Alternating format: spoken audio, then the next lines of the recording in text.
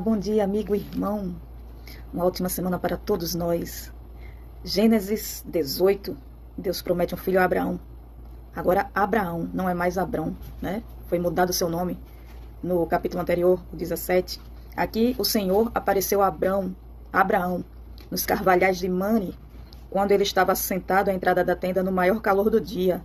Aqui em Recife seria o meio-dia. E aqui ele veio, né? Abraão levantou os olhos e eis que 3 homens estavam em pé diante dele. Ao vê-los, Abraão correu da porta para a tenda.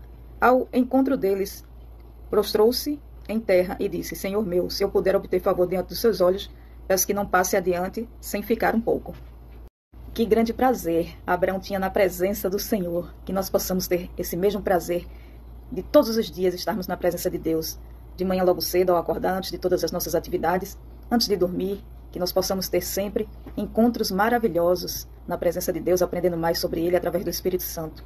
E continua aqui o capítulo, e Abraão diz para o Senhor que vai preparar, vai mandar trazer água para lavar-lhe os pés. Então Abraão, bem hospitaleiro, né? Mandou preparar um novilho, pediu para Sara fazer imediatamente 3 pães, né, com a melhor farinha que tivesse, trouxe coalhada, trouxe tudo de bom que ele tinha, para providenciar hospitalidade ao Senhor, né?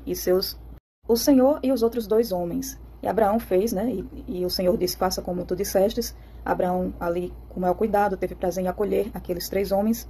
E ali, no verso 9, onde está Sara, sua mulher? O Senhor perguntou, né? E ele respondeu: está aí na tenda. No verso 10, um deles disse: certamente voltarei a você daqui a 1 ano, e Sara, sua mulher, dará à luz um filho. Sara estava escutando atrás da porta e ela riu, meio que duvidando dentro de si como é que eu, já velha, né, já não tendo mais nem as regras, né, das mulheres, como eu poderei como eu poderei ter filhos. E então, porque Sara riu, né, foi perguntado aqui, o Senhor perguntou a Abraão por que Sara riu. E ela ainda mente, ela diz assim: eu não ri. E ele disse: não é verdade, certamente você riu. A nossa tendência ao ler esses versos é criticar Sara. Mas quantas vezes no nosso íntimo, né, apesar de que Deus conhece nossos pensamentos, mas mesmo assim nós não temos como evitar o pensamento, nem sempre podemos evitar, e duvidamos. Então, que isso aqui nos sirva de exemplo, que Deus sabe todas as coisas, Ele conhece nosso interior, nossa mente, que possamos trabalhar a nossa mente e também pedir a Deus que nos ajude a ter fé nas suas promessas. Em seguida, Abraão intercede por Sodoma. Aqueles 3 homens haviam descido para, segundo a palavra, verificar se aquela maldade realmente que estava chegando ao trono de Deus a respeito de Sodoma era verdadeira, e se fosse, a cidade seria destruída. E Abraão intercede por aquele povo ímpio. E segue aqui um diálogo bem curioso, e eu gosto muito de ler. Vou ler aqui com vocês, acompanhem nas vossas Bíblias. Vou colocar uma legenda aqui do lado, mas acompanhem na Bíblia de vocês. E começa aqui a partir do verso 20. Então o Senhor disse: o clamor de Sodoma e Gomorra tem aumentado, e o seu pecado é gravíssimo. Descerei e verei se, de fato, o que tem praticado corresponde a esse clamor que veio até mim. E se este não for o caso, eu ficarei sabendo. Assim aqueles homens partiram dali e foram para Sodoma, mas Abraão ainda permaneceu na presença do Senhor. E aproximando-se, Abraão perguntou: será que vais destruir o justo com o ímpio? E se houver por acaso 50 justos na cidade, ainda assim destruirás e não pouparás? E Abraão vai fazendo todo um arrodeio ali, né, com todo cuidado, para falar com Deus. Acho tão lindo esse jeito dele falar com Deus aqui. E no verso 26, então, o Senhor disse: se eu encontrar 50 justos dentro da cidade de Sodoma, pouparei a cidade por amor a eles. Que Deus misericordioso. E segue aqui, né? Eis que Abraão continuou: eis que me atrevi a falar ao Senhor, eu sou pó e cinza. Caso faltem 5 para 50 justos, destruirás a cidade. E aí segue, né, o diálogo. E Deus disse: se houver 45 justos, eu pouparei a cidade.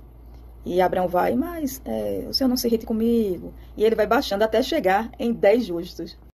Percebam aqui que eram 3 homens que vieram.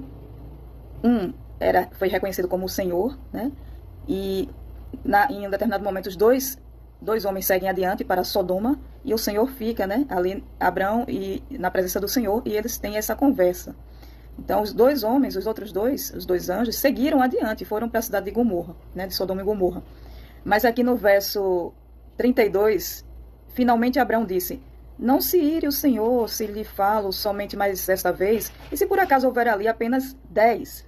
O Senhor respondeu, não a destruirei por amor aos 10. Quando acabou de falar com Abraão, o Senhor se retirou, e Abraão voltou para onde estava antes. Algumas pessoas, quando não buscam ter uma intimidade com Deus, têm a tendência a dizer que existe uma diferença entre o Deus do Antigo e do Novo Testamento, que Deus agia de maneiras diferentes. Deus utilizava didática diferente, porque o entendimento do povo era diferente. Porém, é o mesmo Deus, e eu vejo isso claramente aqui, nesse capítulo 18 de Gênesis. O Deus misericordioso, em que Abraão, com todo respeito, conversa com ele, né, cara a cara ali, conversando com ele.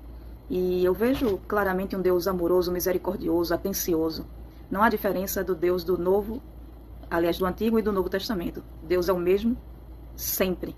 Então confie nesse Deus, se achegue a Ele como a um amigo, assim como Abraão se achegou, com respeito e com carinho, e Deus te ouvirá. Um bom dia.